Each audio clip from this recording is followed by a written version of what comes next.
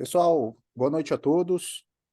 Temos até agora 19 participantes, né? Já já vai entrar mais pessoas aí, a princípio está entrando, né? Professor Carlos Augusto Garon, já é professor aí do grupo de estudos GCAM, já tem 3 anos, mais ou menos. Hoje é uma das referências aí do treinamento de força no Brasil, tá? Então, é uma aula aí super especial que vocês vão ter com o professor Carlos Augusto Garon. Além de ser um excelente profissional, é um grande amigo meu. Então, deixo aqui mais uma vez, Garon, a oportunidade da gente estar aí mais uma vez, né, capacitando profissionais e estudantes de educação física de todo o Brasil. Meu amigo, tem uma excelente apresentação, tá bom? Valeu, Gustavão. Obrigado aí, cara.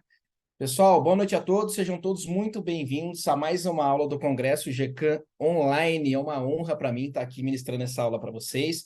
Agradecer primeiramente aí ao Gustavo por mais uma vez me convidar aí dos seus cursos, das suas aulas, né? E para mim é uma honra estar aqui conversando com vocês, né, sobre uma temática que eu acho totalmente relevante para quem trabalha aí com musculação, tá? Hoje, basicamente, acredito que a maioria de vocês que aqui estão, sejam estudantes ou profissionais de educação física, atuam na área aí das academias, seja como professores, estagiários, personal trainers, treinadores, tá? Então, olha que legal o tema que eu trouxe aqui para vocês. Eu preparei muito conteúdo, tá, gente? Vocês podem ficar à vontade para me perguntar, ok? Pode abrir o microfone na hora de perguntar aí, fala, Garon. Aí eu já vou ouvir aqui, e aí faz a pergunta, a gente vai trocando uma ideia, uma troca de experiência bem bacana, ou escreve no chat, o chat demora um pouquinho mais para ver, mas no microfone aí eu consigo ficar um pouco mais atento. Caso tenha alguma dúvida, fiquem à vontade, tá? Por mim, eu estendo essa aula por mais tempo, mas o Gustavo falou para mim 1 hora, eu preparei 30 slides para vocês, geralmente um curso aí, uma aula de 1 hora, eu preparo geralmente 20, mas como era especial, eu falei, não, vou fazer mais conteúdo para eles aí, deixar eles mais instigados, tá? E para estudar e ver educação física com outros olhos, tá bom? Então, beleza. Sem mais delongas, vamos lá. GCAM, Grupos de Estudos de Cinesiologia Aplicada à Musculação. Congresso online com o tema Seleção e Variações de Exercícios na Musculação. Não sei na época de vocês, mas da época que eu comecei a treinar com 16 anos de idade, hoje eu tenho 36 anos, a musculação evoluiu muito, né? Antigamente existia só os exercícios básicos da musculação ali e ponto, né? Até hoje muitas pessoas acreditam que a musculação se resumam a isso.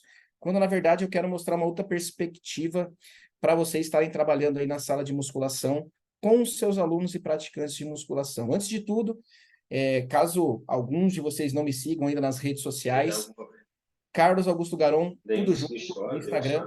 Acho que tem alguém com o microfone aberto. Deixa eu ver. Fernanda. Você fica fazendo o quê? Se puder desligar só o microfone, acho que é Fernanda.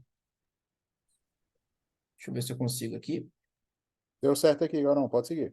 Beleza. É que dá um chiado aqui para mim, daí fica. Eu me perco um pouquinho, gente. Então vamos lá. Bom, a maioria de vocês me conhece, mas só um pouquinho da minha história para vocês. Hoje eu atuo como professor, treinador e palestrante, tá? Sou personal trainer também. Então eu trabalho desde o esporte, do fisiculturismo. A maioria me conhece, acredito, seja por causa do fisiculturismo, mas sou formado em educação física pela Universidade Positivo, tanto em licenciatura quanto bacharelado. Na minha época, podia fazer as duas graduações juntas, tá? Então, eu fiz os dois juntos, só que a diferença é que, em vez de fazer um ano a mais, eu tinha aula de segunda a sábado, a partir do terceiro ano. Eu me formei em 4 anos aí, tá bom? E fui decidir me especializar depois em fisiologia do exercício. Por quê? Porque foi uma disciplina que eu tive, que eu peguei final, não reprovei, mas eu peguei final na fisiologia humana, não a do exercício, mas na fisiologia humana, acabei pegando final. Eu pensei, pô, vou estudar aquilo que eu tive dificuldade na graduação, na minha especialização, que foi a fisiologia do exercício. Eu fiz na PUC Paraná. E depois de lá para cá, eu fui me envolver muito com o esporte, né? Na verdade, eu não considero um esporte, mas eu vou chamar de esporte aqui, o fisiculturismo, tá? Na minha opinião, o fisiculturismo ele é uma arte, não um esporte, mas isso seria um tema para uma outra aula. E fui me especializar e estudar um pouquinho disso. Então, fui atrás de uma certificação internacional, fui estudar lá com o pessoal da IFB Academy, então tirei um certificado aí que eu posso atender hoje em mais de 190 países como personal trainer, tá? Que é o Specialist Bodybuilder Resistant Training, especialista em treinamento resistido para fisiculturista. E depois eu fui para a parte da nutrição, né? Queria entender as respostas e estratégias nutricionais que são utilizadas no bodybuilding. Então, também tirei certificação internacional disso. E de lá para cá, fui estudar um pouquinho um tema que até hoje eu gosto muito, estudo muito, e dou bastante curso nessa área, que é a parte da posturologia. Então, tanto pela perspectiva mecânica e biomecânica, que a gente vai conversar um pouquinho aqui hoje, quanto da parte da neurociência do movimento. Garon, qual que é a diferença entre os dois? Na parte da mecânica, da biomecânica da posturologia, nós estudamos o movimento sobre a ótica muscular, do músculo, né? Na neurociência do movimento, a gente coloca o cérebro na jogada. E é o cérebro que comanda tudo. Então, aí as respostas são um pouquinho mais diferentes, tá? E o desfecho também é um pouquinho mais diferente. Bom, outros cursos na área, como eu disse, eu sou formado aí desde 2009, na verdade, tá? E eu sou cofundador da Coach Team, tá? Que é uma equipe, a gente montou uma equipe que trabalha com dieta e treinos individualizados, tá bom? Quem tiver interesse, enfim, eu posso comentar isso aí no final da aula, mas vamos deixar para o final porque tem bastante conteúdo, tá bom? Vamos lá. Opa. Aí. Pessoal, vocês ouvem muito isso daqui, ou provavelmente já ouviram em algum lugar, a famosa PBE. O que é PBE? Prática baseada em evidências, tá? E isso está presente, seja na faculdade, seja nas redes sociais, em tudo quanto é lugar vocês vão ver a PBE, essa tal da prática baseada em evidências. Eu trouxe esse slide traduzido de um pesquisador muito famoso, não sei se o pessoal aqui está familiarizado com alguns autores, mas eu vou ressaltar alguns aqui durante a nossa aula de hoje. Esse cara chamado Alan Aragon é um cara que tem muito estudo na área da nutrição, do treinamento de força, e ele é muito conhecido que ele publica bastante artigo científico de alto impacto, tá? De qualidade excelente. Então, olha só o que esse cara fez. Ele dividiu a PBE em duas coisas. Do lado esquerdo, temos ali o que algumas pessoas erroneamente acreditam que seja, tá? E é isso que a gente vê nas redes sociais.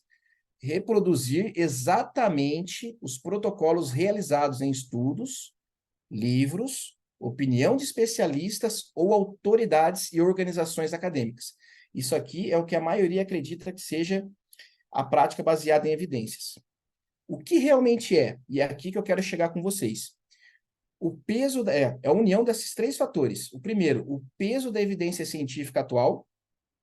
Pessoal da educação física, principalmente quem é estudante, tem que estudar, não tem jeito, tá? Vai ter que sentar a bunda e passar horas estudando aí, seja artigo, seja livro, determinado assunto que você queira se tornar especialista, você precisa ter uma base científica, ok?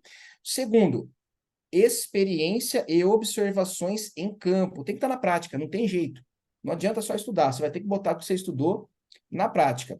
E o último, mas não menos importante, as preferências e necessidades individuais de cada cliente e aluno. Por que eu estou dizendo isso? Porque, geralmente, quando você vai ler um estudo, o N, a amostra que está lá, ela possui alguma característica específica para aquele estudo. Tem critério de inclusão e exclusão. Será que o teu aluno, que você quer aplicar o que você leu no artigo, tem as mesmas características do pessoal lá do estudo? Então, para vocês começarem a refletir um pouquinho que estudo não é lei.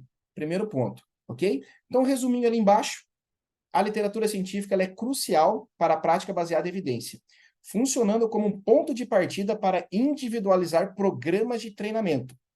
No entanto, é apenas uma parte do conhecimento necessário, ok? Pessoal, se quiser tirar print desse slide, tira, porque isso aqui eu considero fundamental, o entendimento para poder fazer uma prescrição de treinamento assertiva, realmente criteriosa, levando a individualidade do aluno a sério, ok? Show de bola. Bom, passando agora, espero que vocês tenham entendido, né? Essa tal da prática baseada em evidências. Agora é o seguinte, os treinos são diferentes. Não existe um modelo de treino. Deixa eu só tirar a tela daqui. Aí. Não existe um modelo de treino melhor do que o outro. Por que eu estou dizendo isso? Vamos dizer os homens. Segunda-feira, Dia Internacional do Peitoral. Todo mundo treina peito na segunda, ou a maioria, pelo menos, treina peito na segunda. Você vai ver o fulano ali, o cara treina só peito na segunda-feira. O ciclano treina peito e tríceps na segunda-feira. O beltrano treina peito e ombro na segunda-feira. Qual dos treinos é melhor? Todos são bons. A única resposta que vocês podem me dar é porque, eu gosto de treinar peito e ombro na segunda. Eu gosto de treinar peito e tríceps na segunda. Ah, eu me dou bem melhor, me sinto muito melhor fazendo só peitoral na segunda. Por quê? A ciência não responde isso pra gente. Infelizmente, até hoje, não existe resposta na literatura científica falando que um treino é melhor do que o outro. Já tentaram reproduzir isso, né, avaliar essa condição, mas é um estudo extremamente caro e inviável para a universidade estudar, porque não agrega muito para a sociedade isso. E o estudo científico, ele precisa agregar para a sociedade. Como que seria feito esse estudo? Eles teriam que fazer biópsia muscular de cada agrupamento muscular e seus feixes e porções. Por exemplo, se a gente pegar o deltoide, ele é um músculo formado por 7 fascículos e dividido em 3 porções. Deltoide anterior, deltoide medial e deltoide posterior, ok? Você teria que fazer uma biópsia de cada um deles. Peitoral, porção superior e inferior. Quadríceps, posterior de coxa, todos os músculos seria feita uma biópsia. Para vocês terem uma ideia, uma agulha hoje, claro que é antes e depois, né? Tem que fazer o protocolo pré e pós estratégia. Uma agulha hoje para uma biópsia custa $1.500. Uma. Para fazer no pré. Para fazer no pós, mais $1.500, aproximadamente. Se você pegar todos os grupamentos musculares e pegar um N, que é uma amostra de 500 pessoas, faça um cálculo aí para mim. Que governo ou que universidade tem dinheiro para bancar um estudo desse? Não tem. Para a gente começar a debater prescrição e variação de exercício, isso aqui tem que estar claro para vocês, que os treinos são diferentes e não existe um modelo de treino melhor do que o outro. Eu sou treinador atual da categoria Wellness, a campeã mundial, Mister Olímpia, Franciele Matos, e todo mundo vem atrás dos treinos dela quando vem me perguntar, Galão, qual que é o treino dela? O que ela faz? Eu posso falar aqui para vocês tranquilamente as variações que a gente utiliza, os métodos que a gente utiliza. Vai ser bom para vocês? Provavelmente não. Por quê?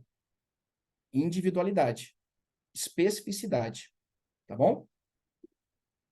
Bom, entendendo que os treinos são diferentes e que não existe um treino melhor do que o outro, a gente precisa entender o quê? O que os nossos alunos querem.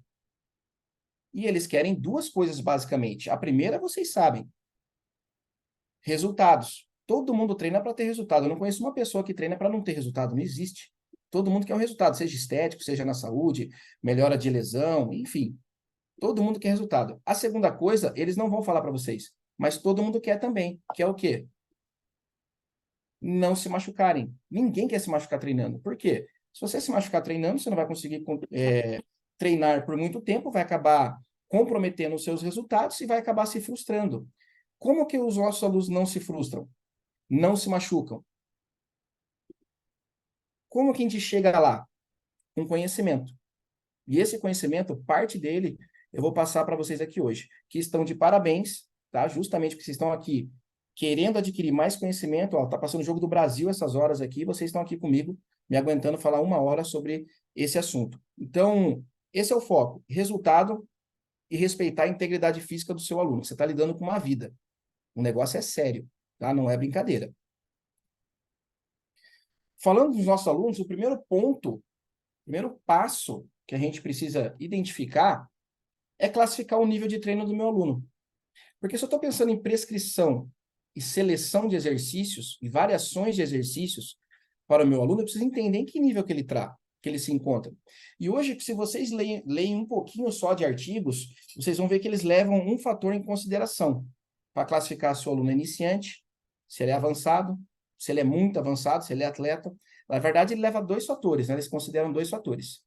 Tempo de treino e nível de força.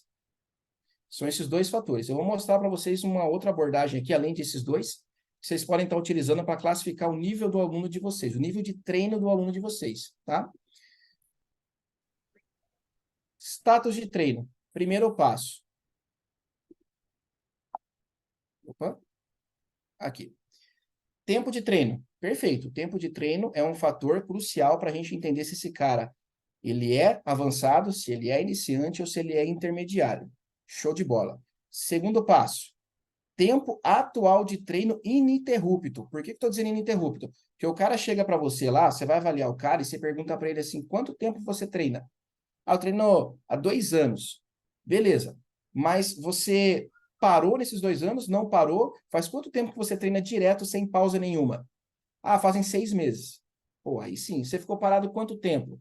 3 meses. Pô, desses 2 anos, o cara ficou parado 3 meses e tá treinando direto faz 6 meses. Será que esse cara é um aluno avançado? Eu não consideraria. Terceiro ponto, técnica de exercício. E isso aqui eu considero de suma importância para a gente classificar o nosso aluno. Chega esse mesmo indivíduo que treina há 2 anos. Como que eu avalio a técnica de exercício desse... Opa, tá errado ali. Mas como que eu avalio a técnica de exercício desse cara? Em exercícios livres e multiarticulares. Como, por exemplo, um agachamento livre, não em máquina, porque eu quero avaliar a técnica do exercício. E o que que acontece quando você realiza um exercício em máquina? Você mascara todos os desequilíbrios musculares que aquele cara apresenta. Então, em máquina, a gente não avalia a técnica de exercício, somente em exercícios livres. A gente pode estar utilizando tanto o agachamento livre, como, por exemplo, um levantamento terra, que são exercícios básicos da musculação. São os 2 principais que eu, por exemplo, acabo utilizando para ver a técnica de exercício do cara, se ele tem uma boa consciência corporal, uma boa resposta ou não ao exercício, ao grau de esforço e de dificuldade do exercício. Próximo passo, experiência de treino. Quanto tempo esse cara tem de experiência de treino? Pô, o cara tem técnica, o cara tem um tempo bacana ininterrupto. Mas qual que é a experiência que ele tem com o peso? Opa, tem alguém com o microfone aberto? E por último, o nível de força. Pra vocês terem uma ideia, pessoal, a maioria dos pesquisadores brasileiros que fazem muitos trabalhos científicos com alunos avançados, eles só colocam a amostra, você só consegue entrar, por exemplo, a participar de um estudo desse, se você levanta mais que 2 vezes o seu peso corporal, por exemplo, num agachamento ou num supino. Braço e perna. Alguns autores colocam 1,5 vezes, 1,5. Mas geralmente eu já não entraria. Já não passaria nesse critério. Hoje, devido às minhas lesões, eu não consigo mais, né, fazer exercícios com muita sobrecarga. Por quê? Porque eu era um cara que treinava muito pesado, achava que tinha uma técnica bacana, e hoje eu pago um preço bem caro aí, devido ao excesso de treinamento com sobrecarga excessiva por muito tempo com técnica errada. Que na minha visão, naquela época, estava certa. Tá? E esses anos para cá, de acordo com os conhecimentos adquiridos, com os estudos avançando, né, a gente vai aprendendo e vendo que realmente a gente comete alguns erros aí, tá? Mas isso é um papo para outra aula. Alguma dúvida aqui, pessoal? Tranquilo? Quanto a classificar o status de treino do aluno? Qualquer coisa é só falar aí, tá? Abrir o microfone e falar. Beleza. Seguindo aquela tabelinha, olha que legal isso aqui. Deixa eu colocar aqui para o lado da tela. Beleza. Definindo o status de treino agora de uma forma um pouquinho mais clara para vocês, ok? Olha do ladinho, do lado esquerdo aqui, ó. Deixa eu pegar aqui meu laser. Tempo de treino ininterrupto, tempo destreinado, o tempo que o cara ficou parado, experiência prévia com o treino e técnica dos exercícios. Quando o cara é iniciante, o tempo de treino ininterrupto, isso aqui é aproximadamente, tá, gente? 2 meses. De destreino, para a gente considerar o cara iniciante, pelo menos 8 meses. A experiência prévia com treino, novamente 2 meses, e a técnica dos exercícios são muito baixa. Avaliando, por exemplo, agachamento livre, avaliando levantamento terra, ok? Podemos colocar outros exercícios? Podemos, desde que sejam livres, como, por exemplo, barra fixa. Para a mulher já não vejo vantagem em fazer, mas para homem é legal. O supino barra, tranquilo, dá para a gente fazer também, ok? Estou dando apenas exemplos para vocês. Intermediário já muda um pouquinho, nível avançado já muda um pouquinho, e o nível altamente avançado já muda um pouquinho.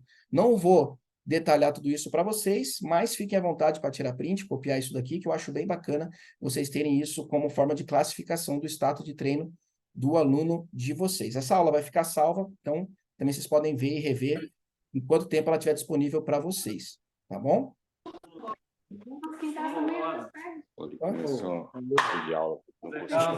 Estão ligados? Aí, beleza. Pessoal, agora vamos lá. Definimos o status de treino do nosso aluno. Show de bola. Próximo passo. Esse aluno, ele precisa ter alguns requisitos para deixar o treino ou o exercício, vamos falar de um exercício eficiente, tá? E eu classifiquei 6 para vocês aqui. 1, 2, 3, 4, 5, 6. Perfeito. Primeiro, conexão muscular. Cara, a primeira coisa que uma pessoa precisa aprender antes de executar, antes de começar a pensar em variação de exercício, em progressão de exercício, tá? Não de carga, seria a conexão muscular. Já tem muitos estudos mostrando para a gente que a conexão muscular é uma ferramenta poderosíssima, tá? Para a gente começar a trabalhar movimento com os nossos alunos, no caso da musculação, a resposta muscular em relação à carga externa, a uma sobrecarga externa, a um peso externo, como, por exemplo, um halter, alguma resistência. Então, essa conexão muscular, essa parte neural do músculo, do cérebro com o músculo, é de suma importância que a gente consiga fazer com que o aluno entenda no início do programa de treinamento. Segundo, a ativação muscular. A partir do momento que ele aprende a conectar a musculatura, ele precisa aprender a ativar a musculatura. De certa forma, eles estão interligados, ok? Mas uma de forma mais consciente, outra de forma menos consciente, tá bom? Augusto, isso aqui vai acontecer com carga mais baixa, com carga mais alta. Quanto menor a carga, melhor essa conexão muscular e a ativação muscular. Por que estou dizendo isso? Porque quando você coloca muita carga, o seu cérebro ele vai precisar que mais músculos participem do movimento para vocês conseguirem levantar aquele peso. É difícil você conseguir, por exemplo, isolar ou direcionar o estímulo para o músculo-alvo. Quando a gente trabalha com carga muito alta. Porque quando a gente trabalha com carga muito alta, a gente tem uma tensão, olha lá, o terceiro lá embaixo, uma tensão aumentada. E essa tensão aumentada ela é muito importante para os processos hipertróficos que irão acontecer na célula muscular e dentro do seu organismo, ok? Quarto, amplitude de movimento. E aqui, pessoal, não entendam amplitude de movimento como amplitude completa, ok? Você vai tendo progressões de amplitude, conforme você vai melhorando com o seu aluno a sua capacidade articular e a sua capacidade de flexibilidade muscular, que isso tudo está atrelado à amplitude de movimento. E mesmo que ele tenha todos os graus de liberdade articular que estão dispostos para ele trabalhar com segurança e ter uma boa flexibilidade muscular, não necessariamente a estratégia seria trabalhar sempre com amplitude total, ok? Mas isso também é assunto para uma outra aula.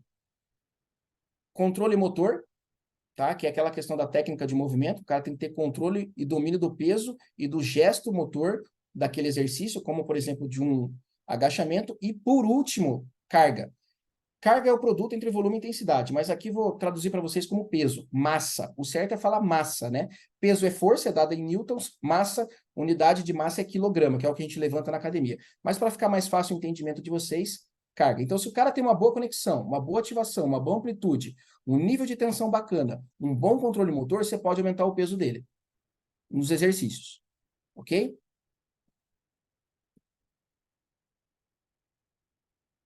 Rapidamente, só recapitulando com vocês, planejamento e organização, tá? Que é uma estratégia que envolve as manipulações de variáveis, o planejamento dessas variáveis de treinamento para maximizar, não adaptações, aqui eu tirei de um artigo, tá? Mas eu não diria adaptações, porque toda adaptação ela é para sempre. E as adaptações que ocorrem no nosso corpo com exercício físico são temporários, transitórios. Se você parar, perdeu. Tá? Então, eu diria ajustes de aptidão física para minimizar o risco de overtraining, que seria o excesso de treinamento. Augusto, quais variáveis do treinamento? Pessoal, se alguém quiser perguntar uma coisa, sobe o microfone aí, tá? Augusto, O quais Juliano tá variáveis... com a mãozinha. O Juliano levantou a mão aí, não sei se ele Pois quer é, por isso. perguntar, mas igual o professor Garon Tubarão, sou comentou, eu, pode sou eu. Boa Fala, noite. Juliano. Tudo bem? Bem? Ô, Messi, ali naquele outro slide relacionado ao aluno, esses componentes de conexão muscular, ativação, amplitude, tensão, controle motor e carga, que você centralizou como aluno, são que características para o aluno obter isso? Um indivíduo avançado? Não, você pega desde o iniciante isso aqui, porque assim, ó, é como você constrói o iniciante para o avançado. Tá. Você começa Seria com a conexão... o Pode falar. processo, o processo de engrama motor total, né? Exatamente. Exatamente. Tudo para você Beleza. aumentar o repertório motor, engrama motor, toda essa questão, vamos falar assim, neural, né? Mas aqui, só isso aqui já daria uma aula, tá, gente? Se eu fosse falar Pois de é. resposta aferente, eferente, medula, sistema nervoso central, áreas corticais superiores, já daria outra aula aqui. Mas, né, como o foco aqui a gente falar de variação de exercício, é só uma pincelada mesmo, Ju. Obrigado. Beleza? Tamo junto. Obrigado.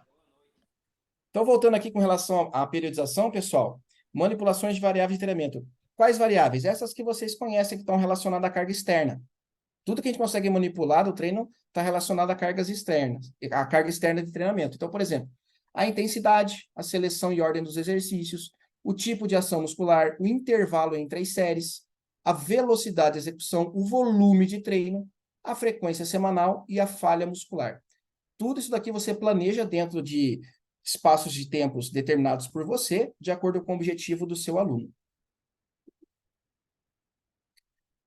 Aqui são os princípios de força, que acredito que quem é estudante já tenha visto, pelo menos uma vez isso, dado no início da faculdade, acredito eu, né? Ou deveria ter sido dado isso, que são os princípios de conscientização, de adaptação, sobrecarga progressiva, acomodação, especificidade, individualidade, mas hoje, manutenção, e hoje eu vou falar bastante de variabilidade, tá? E também tem o princípio da reversibilidade. Também cada um desses aqui daria uma aula bem bacana para a gente discutir aqui. Mas eu vou falar bastante do princípio da variabilidade com vocês. Pessoal, falando desses critérios aqui, ó, seleção e ordem de exercícios, tipo de ação muscular, velocidade de execução, volume de treino, a gente precisa entender que vocês tiveram aula com pessoas excepcionais aqui a respeito dessa temática, né?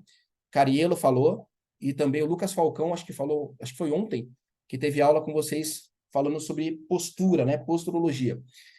E hoje acredito que realmente é a avaliação, uma das avaliações mais importantes para vocês estarem realizando antes de prescrever os exercícios de musculação. Por que eu estou dizendo isso? Porque, cara, não tem como se basear em percentual de gordura, tá? Para prescrever exercício de musculação. Não dá.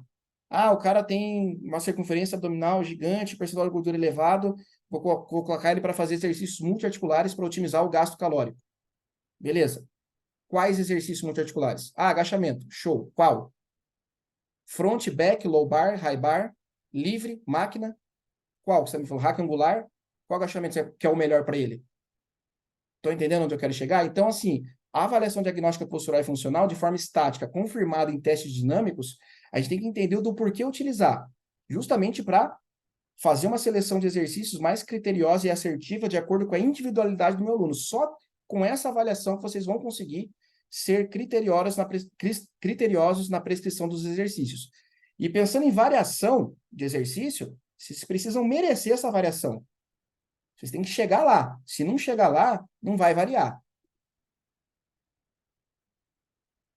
E aqui eu apresentei já esse artigo para algumas pessoas, mas eu vou mostrar novamente a importância de avaliar a postura do aluno, porque esse artigo ele mostrou o seguinte, ó, os efeitos da restrição dos músculos flexores de quadril, quem são eles? O ilipsoso e o reto femoral principalmente, tá? Com relação à atividade dos extensores de quadril. Então, esse trabalho, ele comprovou o seguinte, se vocês olharem na tabela aqui embaixo, estão vendo do lado aqui onde está meu apontador laser, glúteo máximo escrito aqui, ó, do lado direito, considerado um músculo fásico, né, que tem a tendência à atrofia. Do lado esquerdo, tem o ilipsoso e o reto femoral, são os dois músculos flexores de quadril, que neurologicamente podem acabar inibindo o glúteo máximo devido à lei de Sherrington. Ok? Ele manda um reflexo, um sinal reflexo neural para desarmar ou pedir para o glúteo não contrair, deixar ele relaxado. Quando há um excesso de atividade, uma hiperatividade ou até mesmo encurtamento ou uma restrição desses músculos flexores de quadril. E quando você identifica esta restrição dos flexores de quadril, você vai ver que a pelve da pessoa está em anteversão, ok? Ou seja, uma inclinação anterior. É como se fosse, pense aqui comigo, ó. Olha para minha mão aqui, ó. Isso aqui é a pelve do seu aluno, tá? Ela tem um certo grauzinho, ela sempre fica ali entre aproximadamente 10, 15 graus, tá, de inclinação. Mas quando essa inclinação ela é muito alta, ela aumenta, por exemplo, a 20 graus. Sabe aquela pessoa que tem o bumbum empinadinho? As mulheres, principalmente, é mais comum, tá? O bumbum fica bem empinado, aumenta a lordose lombar, né? Então, você tem uma hiperatividade desses caras aqui, dos paravertebrais, e também aqui na frente dos flexores de quadril, como, por exemplo, o ilipsoso e o reto femoral, você identifica num teste muito simples, que é o teste de Thomas, que a pessoa deita, né, em decúbito dorsal, de costas no banco ou numa maca, puxa a perna para ela mesma, dobra o joelho, flexiona o quadril puxando, e você avalia o membro contralateral, se ele vai subir ou não, e se o joelho vai estender ou não, tá? Mas não é aula disso, mas só para vocês entenderem. Identificando isso, tem como a gente corrigir. Augusto, mas por que é tão importante identificar isso? Porque esse estudo mostrou que a restrição, ou encurtamento, ou excesso de atividade dos flexores de quadril inibem ou atrapalham em 60% a atividade do glúteo máximo para estender quadril. Ou seja, diminui a eficiência e a produção de força do glúteo máximo para estender quadril. Como que a gente resolve isso? 2 sugestões de alongamento para vocês aqui, tá? Flexores de quadril é o primeiro, o ilipsoas, primeiro alongamento aqui onde eu estou apontando com laser, e embaixo, quadríceps, flexores de quadril, aqui tem o reto femoral, porque ó, tá puxando o joelho para cima, flexionando o joelho, o reto femoral, ele é flexor de quadril e extensor de joelho, tá? Então o quadril aqui está estendido, e aqui o joelho está flexionado, alongando o reto femoral. Então a gente começa alongando esses caras aqui para diminuir essa restrição dos flexores de quadril e devolver a força para o glúteo máximo. Quem trabalha com posturologia já sabe, tá? A maioria dos autores falam que, por onde eu começo? Começo fortalecendo o que está fraco ou alongando o que está encurtado? Começa alongando o que está encurtado, porque você vai devolver o comprimento normal do músculo em repouso do músculo antagonista, nesse caso o glúteo máximo, e, consequentemente, a funcionalidade dele vai se recuperando e a sua capacidade de produzir força aumenta. Ok? Então, você sempre vai começar a abordagem do treino no alongamento e não no fortalecimento. Bom, vamos para o treino. Treino. Algumas questões que eu levo para mim, tá? Que eu considero importantes para estruturar um programa de treinamento. Por que que acontece? A maioria das pessoas fazem o que a gente chama de treino instintivo. É treino por instinto. Eu vou chegar e fazer peito hoje. Vou fazer peito, eu vou começar no supino reto. Ah, depois eu vou para o inclinado, né? Enfim, isso aqui é uma forma de vocês organizarem a prescrição de treino de vocês. Por onde eu começo? Exercícios preparatórios. O que é isso? Exercício de mobilidade, manobras de automassagem, alongamento, ativação do músculo prioritário que você quer enfatizar naquele dia. Essa é a primeira parte que integra a sessão de treino. Embaixo, integração e força. Depois que eu preparei, alonguei, fiz tudo certinho, eu vou trabalhar força. Opa, acho que tem alguém com o microfone ligado. Eu vou trabalhar força. Onde que eu trabalho força? Exercícios livres. Eu, particularmente, gosto de multiarticulares livres. Pode ser na máquina? Pode. Com o avanço da engenharia, do maquinário, as máquinas hoje são bem legais, principalmente para quem treina sozinho, tá? Trabalha com bastante carga com segurança. Isso no início do treino, porque suas reservas energéticas estão preservadas. Então, você não tem fadiga instalada, você consegue trabalhar com muita carga no início do treino. E depois você pensa em ir lá para cima, ó, variações biomecânicas, a gente vai conversar hoje, e métodos avançados de treinamento, você deixa sempre por último, tá? Dá para fazer método no começo? Dá, mas método que envolva aumento da força. Mas não é aula de método, mas fica uma sugestão também. Alguns que método você utilizaria no início aqui? Cluster 7 e piramidal. 2 métodos que eu gosto muito de trabalhar força. Agora eu vou chamar uma atenção de vocês aqui. Pessoal, principalmente os estudantes que aqui estão presentes. Toda prescrição e variações de exercícios devem ser pautados na anatomia, cinesiologia e biomecânica. Pessoal, vocês trabalham com músculo, vocês precisam saber onde ele começa, onde ele termina. Você não precisa saber certinho, falar para o aluno bonitinho onde começa, onde termina, mas você precisa saber o sentido de fibras dele. Não tem como você pensar em variar um exercício ou aproveitar esse exercício se você não sabe onde fica esse músculo, onde ele começa, onde ele termina. Além disso, você tem que levar em consideração quais são as ações musculares que ele faz. E não só as ações musculares, os movimentos que ele faz. Você precisa levar em consideração as forças que atuam sobre aquele músculo. Por que eu estou dizendo isso? Porque quando você coloca a biomecânica em cima da cinesiologia, a parada muda. Não é bonitinho como a gente aprende na faculdade. Não é tão bonitinho. Eu vou bugar a cabeça de vocês. Bíceps braquial, flexor de cotovelo, flexor de ombro, certo? Ajuda ali, contribui com a supinação. A cabeça longa do bíceps braquial acaba contribuindo para a abdução e a cabeça curta do bíceps braquial acaba contribuindo para a adução do ombro, ok? Porque eles se originam na escápula. A cabeça longa do bíceps braquial, tubérculo supraglenoidal da escápula, e a cabeça curta do bíceps braquial no processo coracoide da escápula. Beleza, ambos se inserem na tuberosidade do rádio, lá no rádio. Beleza, no antebraço lá. Augusto, foi assim que eu aprendi na faculdade. Show de bola. Quem que estende o cotovelo? Tríceps braquial. Isso é cinesiologia. Tríceps estende, bíceps flexiona, certo? Certo. E se eu falar para vocês que através da biomecânica eu consigo fazer o bíceps estender o cotovelo, vocês acreditam em mim?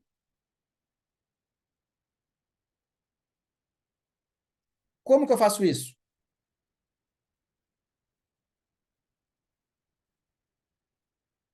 Manipulando quem? O que é biomecânica? A força que atua sobre o corpo humano. Eu mudando o vetor de força em relação ao eixo do movimento, eu vou mudar quem vai participar no movimento, quem que vai acionar ali, quem que vai ser ativado no movimento. Olha que interessante isso. Quando eu descobri isso, eu falei, não, não pode. Fiquei uma semana refletindo. Eu falei, não faz sentido. Tem como. Tem como. Tá? Tem como. Então, por isso que o entendimento desses três aqui são os pilares fundamentais para vocês começarem a entender as variações de exercício e as prescrições também, tá? Além disso, a variação de exercício, ela é uma faca de dois gumes. Por quê? Variar muito os exercícios nas sessões de treinamento pode comprometer os seus resultados. A pessoa que fica variando demais não tem base. Como é que você vai saber se você está progredindo ou não? Se você não tem a base do teu treinamento? Temos que olhar para o aluno. Por que tem que olhar para o aluno? Porque tem aluno que variar os exercícios pode tornar o treino mais dinâmico, aumentando a adesão do praticante ao programa de treinamento. Infelizmente, a maioria dos alunos nossos de personal trainer, eles querem dinamismo. Algumas pessoas acham muito chato musculação. Aí, Augusto, é sempre a mesma coisa. É mais peso, é menos peso. Manipula intervalo, menos intervalo. É mais séries, menos séries. É sempre a mesma coisa, eu não aguento mais. E, pô, você vai perder aquele aluno? Não vai perder aquele aluno. Se você tem o conhecimento da cinesiologia, da anatomia, da biomecânica, você pode manipular os exercícios para aquela pessoa, porque no primeiro momento é igual a dieta, a gente precisa que ele goste do que ele está fazendo, senão ele vai parar. Ele vai te pagar 1 mês, 2 meses, 3 meses, não vai pagar mais. Ele vai querer que você mude a estrutura do treino para que ela consiga gostar daquilo que ela está fazendo. Não é assim que faz com dieta? É assim que faz com exercício também. Então, a gente tem que entender, lembra lá na prática baseada em evidência que eu mostrei para vocês? A gente tem que sempre olhar para o aluno. Eu tenho uma aluna, por exemplo, que eu nunca repito o mesmo treino com ela. Ela tem alguns problemas, transtorno de ansiedade, crise de ansiedade, tem algumas síndromes também, toma remédio de tarja preta. Você acha que eu vou ficar fazendo a mesma coisa com ela todo treino? Não vou. Não faz bem para a saúde mental da saúde mental dela. Tá? Então, aqui a gente precisa olhar com uma atenção especial. E aqui eu pedi permissão para o professor Tiago Mata, né, da Escola de Biomecânica lá. Para quem não conhece, o Tiago Mata, ele é um dos maiores pesquisadores que existe hoje na área da biomecânica no Brasil e no mundo. Muito papers, trabalha com ciência há muito tempo.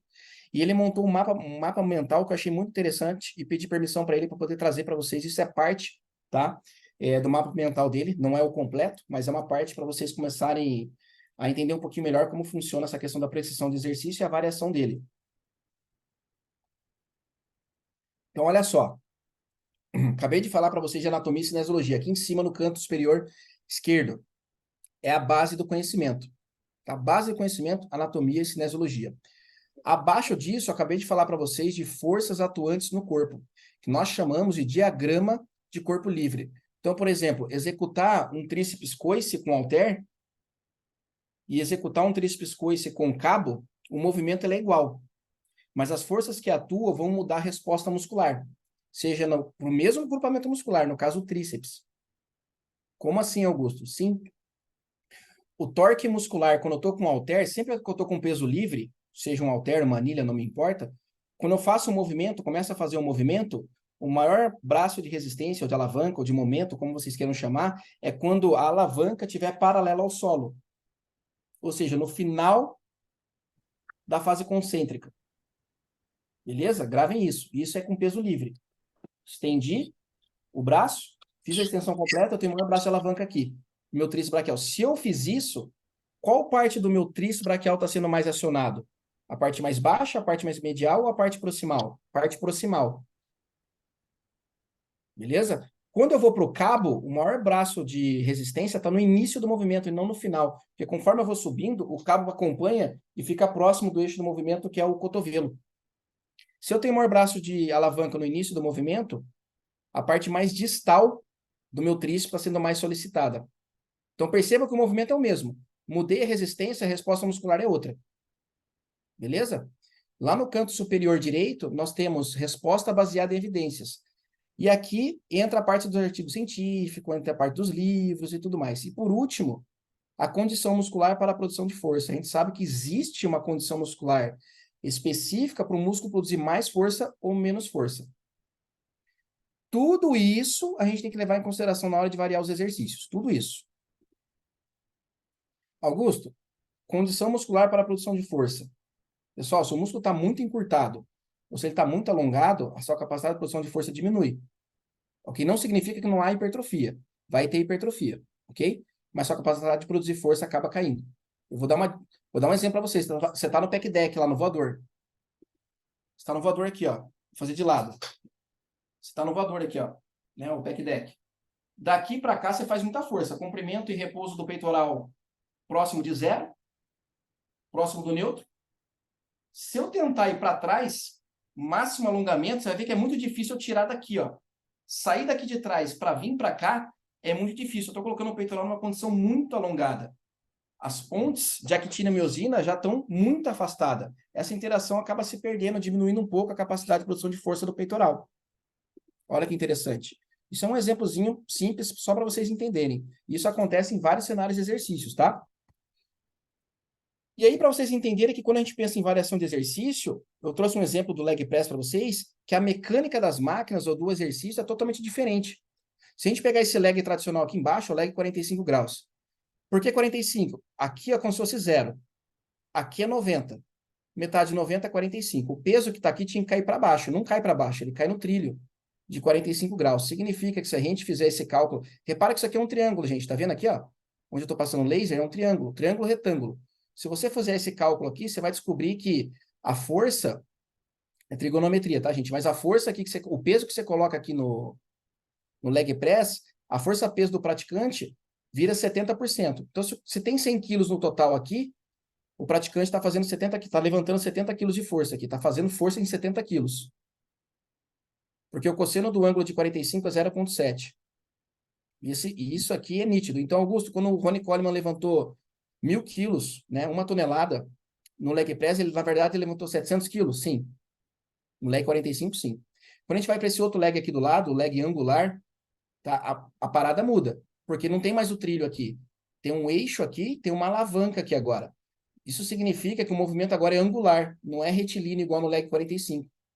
Quem trabalha mais aqui? Extensores de quadril ou extensores de joelho? E esse aqui em cima? Olha essas duas máquinas aqui em cima. Ó. Essa máquina que está aqui, do lado esquerdo, a plataforma é fixa. Quem mexe é o carrinho. Olha o ângulo que faz o carrinho. Essa outra máquina aqui, o banco é fixo. Quem mexe é a plataforma. E olha o trilho como que ele é aqui, ó. O trilho não. Como que é essa base? É paradinha. E aqui tem uma polia. O movimento aqui é angular. Tudo isso vai mudar as respostas musculares das articulações e dos músculos envolvidos nesses exercícios, que envolvem quadril e joelho. Vou dar um exemplo. Nesse aqui de cima, por esse trilho ter essa inclinação, você diminui o torque para o joelho e aumenta para o quadril. Uma boa opção para quem tem condromalácia ou problema de joelho. A cada 2 graus de flexão e extensão de quadril, você tem 1 grau de flexão e extensão de joelho. Nesse aparelho aqui, ó. Tudo bem? Muita informação, né? E toda vez que você escolhe uma máquina, um exercício, você tem que pensar em duas coisas. Primeiro, o exercício, ele vai fazer um ajuste na musculatura, tá? Nessa imagem aqui, ó, você tem um músculo, né? Uma fibra muscular. Muscle thickness aqui do lado, tá? É espessura muscular, espessura do músculo, ok? Essa linha pontilhada, nós chamamos de aponeurose superior. Aqui embaixo, aponeurose inferior, ok? Essas linhas brancazinhas que atravessam aqui, ó, a aponeurose inferior até a superior, a gente chama de fascículo. E esse ângulo entre o fascículo e a aponeurose inferior, nós chamamos de ângulo de penação. Augusto, não entendi nada.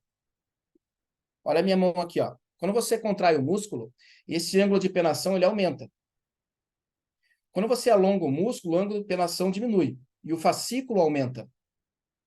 E eu quero que vocês entendam isso, porque o treino que vocês passam para o aluno de vocês gera um ajuste diferente no músculo dele. Dessa forma aqui, mexendo ou no fascículo, ou no ângulo de penação, ou na espessura muscular. Augusto, você está falando sério? Eu estou falando sério. E eu vou mostrar um artigo científico para vocês aqui, ó. Olha esse artigo aqui, ó. Olha que bacana. Para quem gosta de estudar, esses caras, esses autores aqui são fera, tá? Sempre que vocês forem pesquisar alguém, um assunto, Olha sempre para os autores, digita o nome deles lá no site de pesquisa, que vai aparecer muita coisa legal. Mas olha só esse artigo, o que esses autores eles queriam ver? Eles queriam ver os efeitos do treinamento resistido sendo feito tudo igual ou variando os exercícios, resumidamente. E eles avaliaram a hipertrofia não homogênea, né? A capacidade do músculo de hipertrofiar, o mesmo músculo de hipertrofiar em regiões diferentes. Não vou detalhar o artigo, mas resumidamente, olha para a tabela aqui, ó, embaixo. Tem o grupo NVAR, que não variou o exercício, e tem o grupo que variou o exercício. O grupo que não variou o exercício, segunda, quarta e sexta, é o mesmo treino.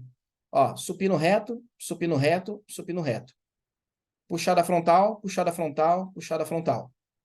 Rosca direta, rosca direta, rosca direta. Beleza. Olha o grupo que variou. Supino reto na segunda, supino inclinado na quarta, supino declinado na sexta. Puxada frontal na segunda, puxada por trás da cabeça na quarta e puxada narrow, é estreita, né? Fechada. Puxada Pô, eles fechada. fizeram a puxada por trás? Fizeram a fechada por trás, Caraca, acredita? mentira. Juro pra você que fizeram, velho. Também não sou muito Caraca, a favor, Mac, mas enfim, né? meu irmão.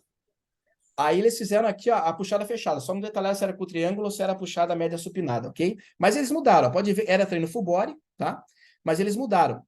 Então percebam, supino reto, beleza. Supino inclinado, muda a inclinação do banco, muda a direção da força sobre o feixe do peitoral que irá trabalhar. Enfim, então teve essa variação. Olha que resultado bacana. Acompanhem aqui para mim o laser, aqui, ó. Parte lateral da coxa. Lembra que eu falei que é o mesmo músculo? Então a gente tem a parte proximal, que é a parte mais alta da parte lateral da coxa, parte medial, que é a parte central, e a parte distal. Quando a gente vai no grupo que não variou, aonde tem asterisco é onde teve mudança significativa, tá, gente? Então, pré e pós. O grupo que não variou teve uma resposta significativa à hipertrofia local da parte proximal lateral da coxa e da parte distal. Mas quem variou o exercício teve dos três.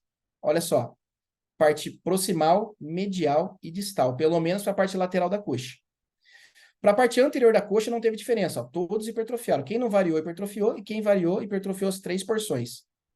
Já nos flexores de cotovelo, olha só, quem não variou, hipertrofiou a parte medial e a parte distal do bíceps. Quem variou, hipertrofiou as três regiões do bíceps. E para o tríceps não teve diferença, tá? Todos conseguiram hipertrofiar as três porções ou regiões. Então, olha só, começando a entender que a variação de exercício tem um fundamento bacana na resposta muscular, na estética do músculo. Beleza? A gente poderia discutir todos os exercícios utilizados ali e entender o porquê que chegamos nesse valor. Ô, Mas, Carlos, oi, olha só. Naquela outra gravura que você mostrou. Não, essa? na outra, na outra. Essa? Essa gravura aí. Você tem ali, ó. É que na realidade essa é uma gravura que mostra a arquitetura muscular. Isso. E a gente tem a aponeurose inferior ali, certo? E a Sim. aponeurose superior. Quando você contrai o músculo, você aumenta esse ângulo de penação e você reduz o comprimento do fascículo e Isso. aumenta o ângulo de penação, certo? Perfeito.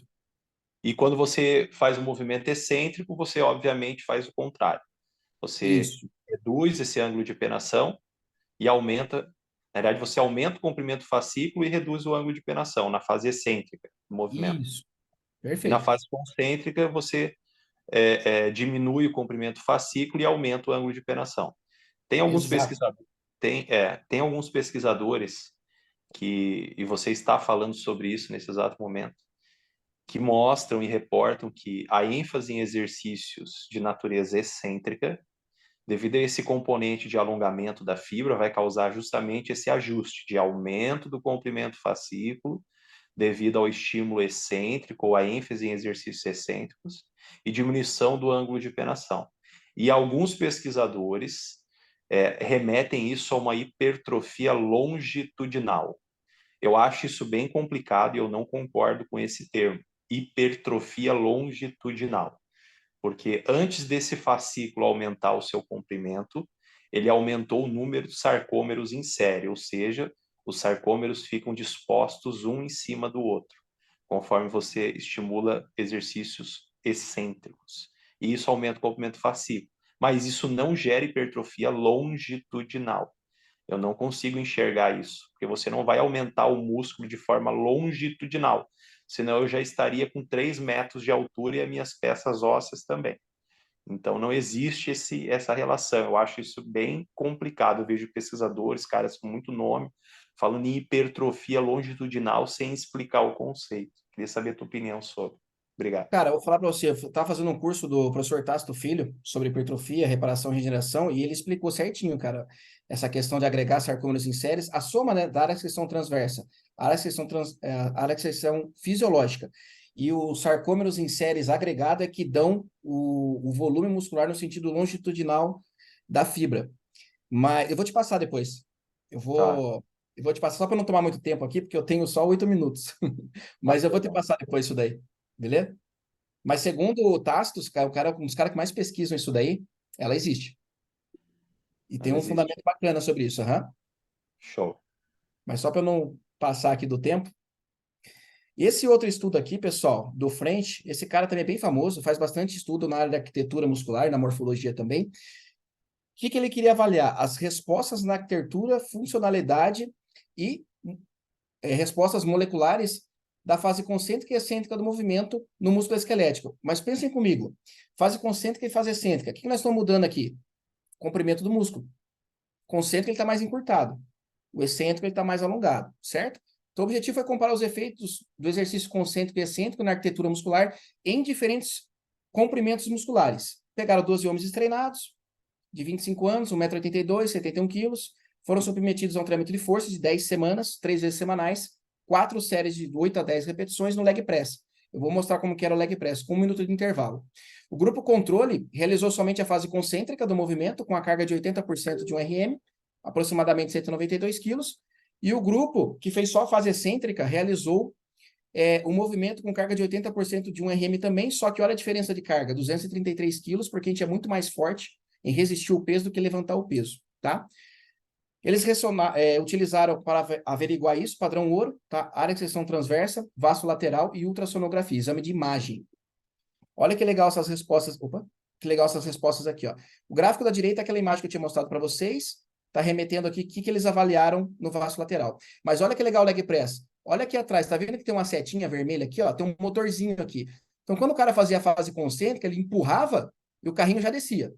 Ele empurrava e o carrinho descia, só a fase concêntrica. Já na fase excêntrica, o motor puxava o carrinho para cima e ele só resistia o peso. Então o motor puxava e ele só resistia fazendo a fase excêntrica do movimento.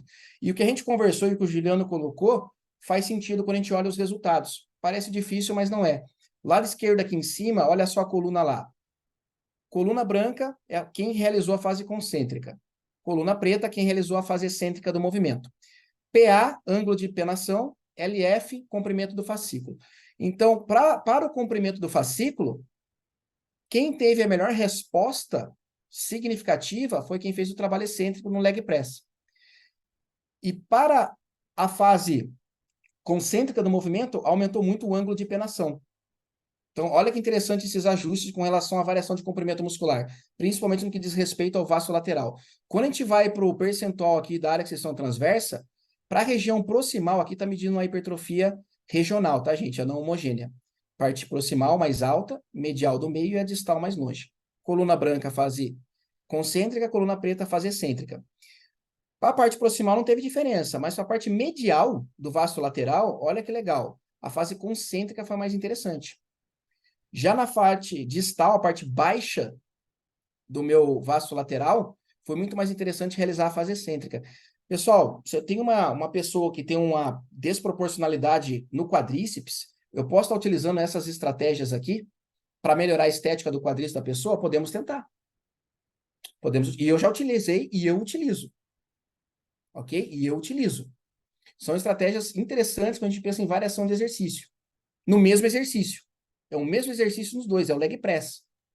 Ok? Uma fase concêntrica, outro fase excêntrica. E o resultado desse estudo mostrou exatamente o que eu falei antes ali, né? E você Fase falou antes, concêntrica. exatamente. Ângulo de penação foi otimizado na concêntrica e na excêntrica o comprimento fascículo. Exatamente. Esse outro estudo aqui, ó, esse estudo é um pouquinho mais antigo, tá? Mas ele quis averiguar aqui as respostas musculares do quadríceps na extensão do joelho na cadeira extensora. Olha o gráfico aqui em cima, gente. Só tirar aqui.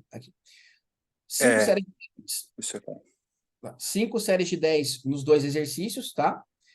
Esse primeiro aqui, a posição sentada, 85 graus de flexão de quadril. E aqui a posição supina, deitada, né? Aproximadamente 110 graus aqui. 180 graus, desculpa. Com relação ao quadril, extensão de quadril, beleza? Show de bola. Vamos olhar aqui para baixo, nesse gráficozinho aqui, ó, nas respostas do reto femoral e do vasto lateral, com relação à espessura muscular.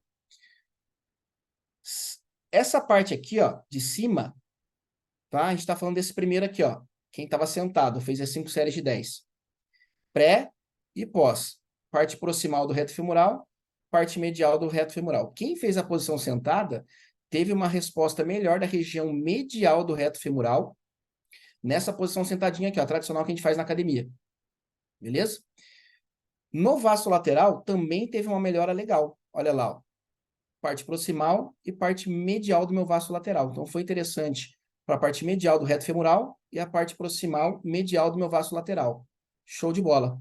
Quando a gente vai para baixo, na posição supina, melhorou apenas a parte medial do meu reto femoral e melhorou somente a parte proximal do meu vasto lateral. Isso aqui, pessoal, essa variação de exercício aqui na extensora, é um estudo antigo, mas eu trouxe um estudo desse ano aqui. Essa aqui é a imagenzinha de onde foi tirado aqui, tá? Esses resultados. Esse ano, esse cara aqui, ó, o Mitsuya, ele acabou fazendo um trabalho parecido, só que ele avaliou essas 3 condições aqui, ó. Deitadão, 40 graus de flexão de quadril e 80 graus de flexão de quadril. E a melhor resposta que ele encontrou, HFA, Hip Flexion Angle, tá? Um ângulo de 40 graus de flexão de quadril. Foi para o reto femoral, que aqui, ó, teve uma resposta muito legal para a região medial e proximal do reto femoral, com relação ao quadríceps. Então, olha que interessante, essa variaçãozinha aqui, ó, eu prescrevo bastante também quando eu vi isso aqui.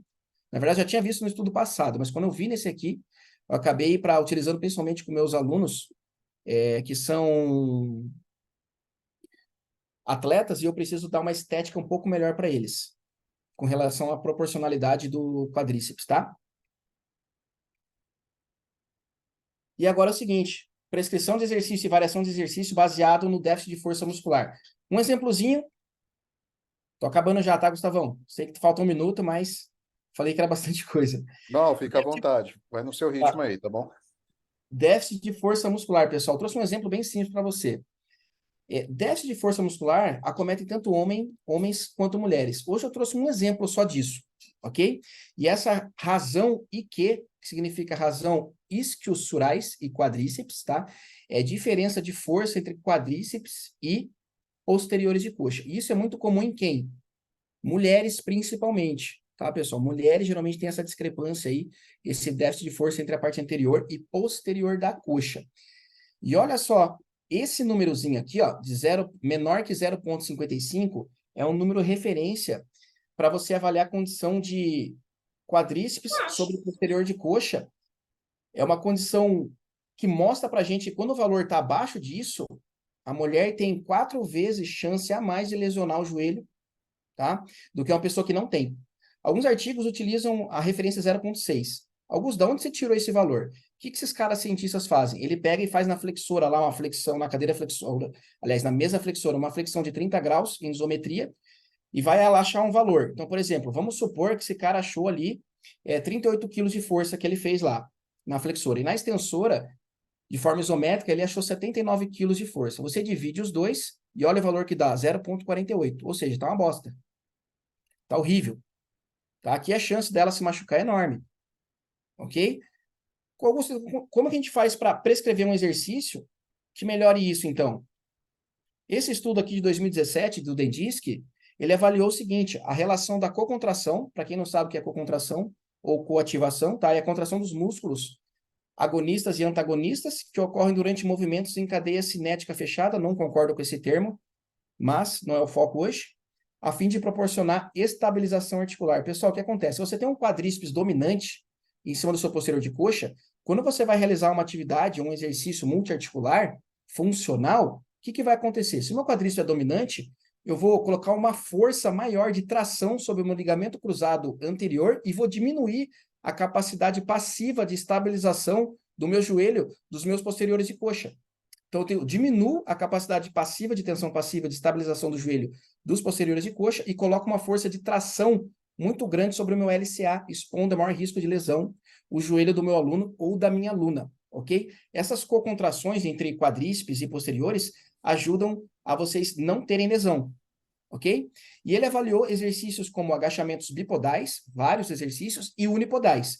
E concluiu que exercícios unipodais com ângulos de flexão de joelho e de quadril maiores do que 30 graus são exercícios eficientes para melhorar isso. Então, eu trouxe para vocês aqui esse aqui, ó, o Step Up, que é um exercício muito legal, muito bacana. Se vocês olharem, já começa em 90 graus aqui, ó. Flexão de quadril, de joelho também, tá? É um exercício muito bom para melhorar essa relação da coativação. E é uma variação de exercício bem legal para melhorar a coativação de quadríceps dominante de posteriores de coxa, tá? Esse exercício é o básico, tradicional, o cara tá com um halter em cada mão, vocês podem variar e progredir o exercício também. Halter contralateral, aumentar o peso, fazer em cadeia fechada, restrita, como no Smith, tá? Todos eles vão melhorar essa relação aí de coativação e cocontração entre quadríceps e posteriores de coxa, ok? Saindo dessa parte de ajustes da arquitetura muscular, nós também temos que pensar no seguinte, e isso aqui é bem básico, pessoal, para a gente fechar, tá? E eu não tomar mais o tempo de vocês.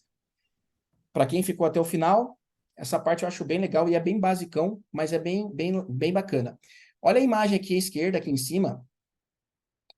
O indivíduo está fazendo uma rosca direta, um exercício.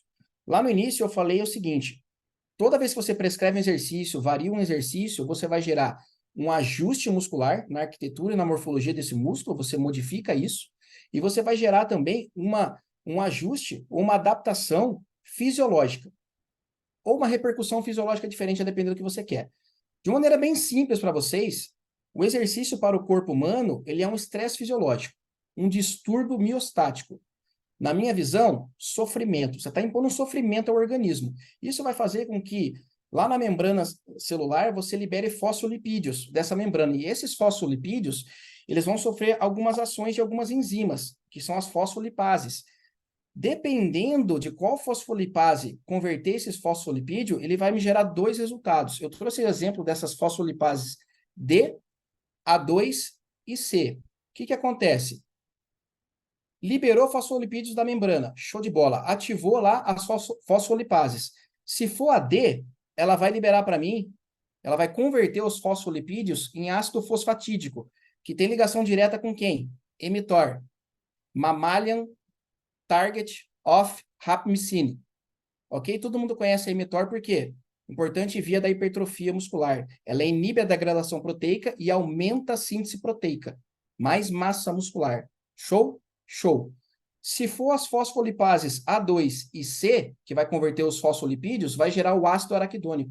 E esse ácido araquidônico, ele vai sofrer a ação de uma enzima chamada ciclooxigenase 2, que vai converter esse ácido araquidônico em prostaglandinas. Inflamação. Sabe aquela dor muscular tardia que vocês sentem? Muita prostaglandina ali. O que vai acontecer? Isso, de certa forma, não é ruim, tá? Aliás, é ruim quando vocês tomam anti-inflamatório não esteroidal. Por quê? O que vai acontecer? Ele vai inibir a ciclooxigenase 2. Se inibiu aqui essa cascata, não tem prostaglandina, não tem inflamação, não tem dor. Só que ele vai atrapalhar um processo que acontece depois, que é que por quimiotaxia ele vai atrair neutrófilos e macrófagos para dentro da célula muscular, fazer a limpeza nessa célula muscular, para atrair quem? Células satélites. E as células satélites, como a maioria de vocês sabem, ou pelo menos deveriam saber, ela migra, ela aumenta o número de mionúcleos dentro da célula muscular, mas ela aumenta a capacidade de síntese proteica também. Além disso, quando você aumenta a tensão no treino, estresse mecânico, alta tensão, você acaba ativando a PI3K, fosfatidil-inositol 3-quinase, que vai ativar quem? A AKT, uma importante via da hipertrofia também, porque de certa forma ela acaba inibindo essas outras duas proteínas, a TSC1 e TSC2, que acabam inibindo o RAB. O que é o RAB? É uma proteína lá do cérebro, mas não vou entrar em detalhes. Mas é o seguinte, a AKT inibe TSC1 e TSC2, essas duas aqui, ó, elas inibem o RAB. O RAB ele é importante por quê? Porque ele também ativa quem? A mTOR. É importante via da mTOR. Temos outras vias com treino? Temos outras vias também, mas eu não vou entrar em detalhes com vocês.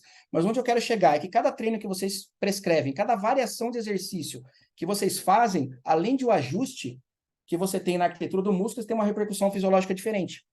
Tá? Seja por exemplo, biogênese mitocondrial. Como que eu faço biogênese mitocondrial no treino de musculação? Ativando a MPK. Se eu ativo a MPK, como é que eu ativo a MPK? Alta liberação de cálcio. Que mais? Depleção de glicogênio, depletando o glicogênio. Como que eu depleto o glicogênio? Ativando a enzima que quebra o glicogênio para entrar na glicólise.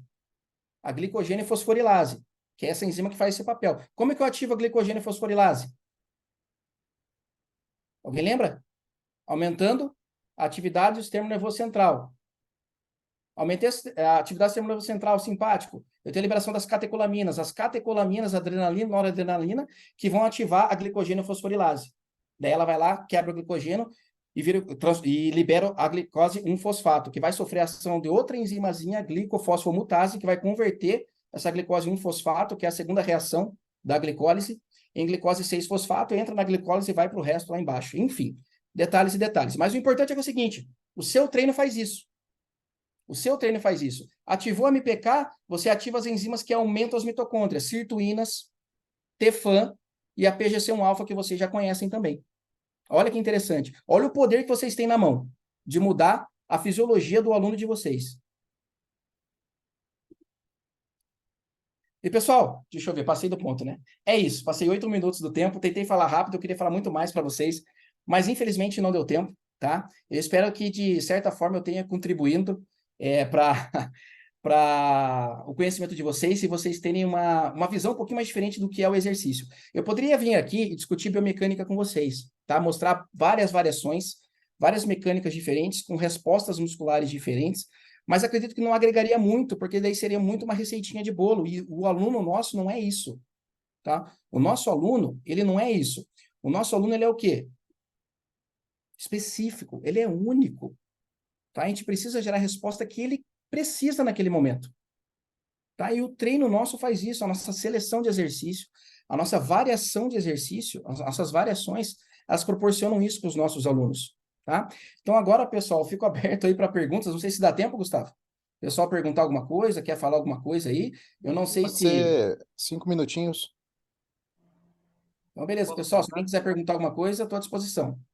Garão, o Yankee aqui,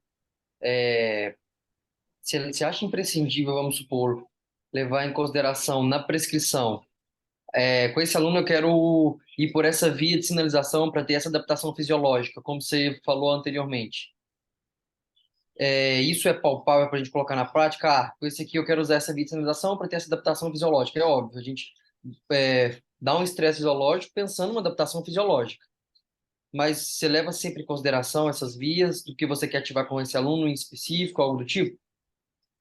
Levo. E eu vou te explicar o porquê. Eles respondem muito bem a, por exemplo, sobrecarga, peso, muito peso e pouco peso, muita repetição ou pouca repetição. Então, por exemplo, você montou um mesociclo lá com repetições mais baixas e uma carga maior. Seu objetivo, além de hipertrofia, é ganhar força muscular. Certo? Porque para hipertrofia não tem diferença você fazer com muita carga ou com pouca carga, mas as respostas, as repercussões fisiológicas são diferentes. Então, por exemplo, você tem um aluno que está em déficit calórico, ele quer emagrecer. Você vai preservar a força dele? Vai ter exercício de força no treino? Vai. Mas o maior volume de treinamento na sessão de treino vai para onde? Carga mais moderada baixa com o mais alto de repetições. Por quê? O substrato energético principal não é a creatina fosfato, os fosfagênios de alta intensidade. Não é mais. Agora é glicose. É todo esse sistema que eu falei para você depletar glicogênio. Você não quer que o cara fique forte em déficit calórico. Não faz sentido. Você vai fazer o cara ficar forte aonde? Superávit calórico, no off. Entende? Por exemplo, Sim. os ajustes musculares, eu trabalho com lesão, por exemplo. Pô, muito mais interessante trabalhar com lesão, quero reabilitar o cara. ênfase na fase excêntrica. Aumento do comprimento do fascículo. Né? A gente já sabe, por exemplo, posteriores de coxa, semembranáceo, bifemoral, cabeça longa, tem fascículos curtos, já estão sujeitos a maior risco de lesão. Olha que interessante, eu posso gerar um ajuste nesse músculo para melhorar e prevenir que o meu aluno não sofra lesão, por exemplo, jogando bola. O cara vai dar um chute lá, faz uma flexão de quadril bem acentuada, alonga todo o posterior de coxa lá e acaba sentindo. Geralmente, quando lesiona, os caras já botam a mão atrás da coxa. Pode reparar. Bíceps femoral cabeça longa ou semimembranoso. Um dos dois foi. Eu posso fazer um treino que cause um ajuste que isso não vai acontecer lá? Pode. Beleza, Yankee? Ô, garoto, Oi. ali naquele slide anterior ali, se eu tomar um anti-inflamatório, bota lá naquele slide lá que você passou. Porque, na realidade, essa ativação de células satélites no final, ela ocorre de 2 a 3 horas, ela dura até 14 dias. Então, você tem esse estresse ali na membrana da célula, que são os fosfolipídios, né? Se a gente resumir essa história. E esses fosfolipídios são quem compõe as membranas celulares. E quem vai degradar esses componentes da membrana são esses fosfolipídios. Desculpa, essas fosfolipases. Que a gente tem esse mediador direto, que é a fosfolipase D, que mediante o ácido fosfatídico vai ativar a mTOR, certo? Isso. E Certo, isso aí. mediante, exato, e mediante a fosfolipase A2 e C, você forma o ácido araquidônico, que daí Isso. você vai formar as prostaglandinas, que vão gerar inflamação, e você pode acrescentar ali do lado do slide, e dor. A dor também é outro Isso. sinal da prostaglandina. Inclusive, anti-inflamatórios não esteroidais agem inibindo essa enzima, por isso que diminui a dor instantaneamente. E aí Exato. você ativa neutrófilos e macrófagos e células satélites. É a Essa célula. resposta inflamatória Isso. ela dura até 12 dias. Isso. E assim, as células satélites, não sei se a maioria do pessoal sabe, mas elas são responsáveis por colocar mionúcleos dentro da célula muscular. E cada mionúcleo, ele tem o seu domínio mionuclear, tá? Então, cada espacinho dentro da célula, se colocou um mionúcleo lá, ele tem o seu domínio. Então, aqui eu coloco um aqui, ele aumenta aqui. Eu coloco um para lá, ele tem um aumento lá. Então, isso faz com que também o poder de síntese proteica aumente e favoreça a hipertrofia muscular. Ótimo. Show? Mais alguma pergunta, pessoal? Professor, eu tenho duas. Manda. Em relação Vale ao só que. um, Matheus, pera Oi, aí, vamos lá. Vale só uma, tá bom? tranquilo. Só para relembrar o nome, que o senhor falou que era a lei de. Era o nomezinho, lá no início, que era para trazer o comprimento normal do músculo que tá inibido, é um negócio assim, lá no início. Que o senhor falou, Ah, lei, peraí. lei de Sherrington, eu acho. Ah, não, eu não coloquei lá, mas é lei da emissão recíproca, lei de Sherrington. Ah, pronto, show. Isso aí você pode Obrigado. estudar, tem em qualquer lugar, se colocar até no Google aí, você vai ver isso daí. Pronto, Então, o show. músculo, ele acaba contraindo e mandando um reflexo, um estímulo neural reflexo para o parantagônico relaxar. Então, pensa assim, ó. No exemplo que eu dei, aqui na frente estão os flexores de quadril. Você pega o elipsoas, sai lá das vértebras lombares e se insere aqui, tá? Então, esses caras estão encurtados, estão travados, né? Se ele está travado, ele faz assim, ó, o pé está fixo no chão, a pelve dele faz assim, ó, vem para frente, porque o pé está no chão. Então, a pelve inclina anteriormente. Isso aqui é a intervenção pélvica. Então, tem uma restrição no quadril. Então, ele vai mandar um estímulo neural, neurologicamente, lá para o glúteo relaxar. Que aqui contraiu, lá relaxou. É um disparo. Tudo bem? Show. Essa estratégia também da lei de Sherrington você pode utilizar nos alongamentos, tá, cara? Show, show. Obrigado, professor. Nada. Mais alguém?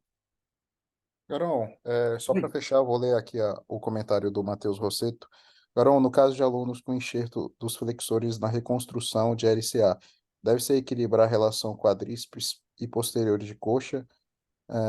O treinamento excêntrico seria uma melhor estratégia para esse aluno? Com certeza. Além de treinamento excêntrico, ele tem toda a parte de reabilitação do arco, né, de movimento, né, que isso é feito por um fisioterapeuta. Ele precisa recuperar o arco de movimento, mas quando ele está liberado para a gente poder treinar ele, eu já começo realmente com um trabalho específico, com ênfase maior na fase excêntrica, no movimento. Fase concêntrica também é importante, mas o volume maior de treinamento eu prescreveria mais para a fase excêntrica do movimento, devido a esse ajuste. É só lembrando, tá, gente? Aí está falando de reconstrução de LCA, tá? Ligamento. Esse ajuste acontece no músculo, na fibra muscular. Beleza? Mas, de certa forma, ajuda. Mais alguma, Gustavo? A princípio é isso, ô Garão. Então, Pessoal, pessoal, muito obrigado aí pela presença de todos, né? Pela participação aí dos colegas. Garon, excelente apresentação, mais uma vez, né? A cada aula um show. E, meu amigo, vou deixar as palavras finais aí para você, tá bom? pessoal, realmente eu espero de coração que eu tenha contribuído para vocês. Eu sei que foi muito conteúdo, para alguns talvez tenha sido um pouco pesado, mas realmente eu quis plantar essa sementinha na cabeça de vocês e fazer com que vocês reflitam daqui para frente sobre a prescrição de exercícios, as variações de exercícios, que não é somente pensar em torque, pensar em ângulo, ou pensar naquilo que o aluno quer, e sim naquilo que o aluno precisa. Essa é a diferença hoje do profissional que está lá acima da média do cara que está na média, mediano. Entendam mediano não como uma ofensa, tá? Mas é o cara que está na média. O cara que quer estar acima da média, ele precisa entender esses conceitos. E não só de musculação, ele também precisa entender de aeróbio. Tá? Eu nem falei nada de aeróbio aqui hoje. Poderia falar de variações de aeróbio? Poderia. Daria outra aula também. Mas seria muito interessante vocês começarem a refletir justamente a respeito do aluno e como vocês podem valorizar o trabalho de vocês. Tá? Então, eu espero que essa aula tenha contribuído justamente para isso, para a valorização dos profissionais que vocês são ou dos profissionais que vocês irão se tornar. Beleza? Então, obrigado mais uma vez e boa noite a todos. Fico nos bastidores ali disponível para poder tirar dúvidas e conversar também.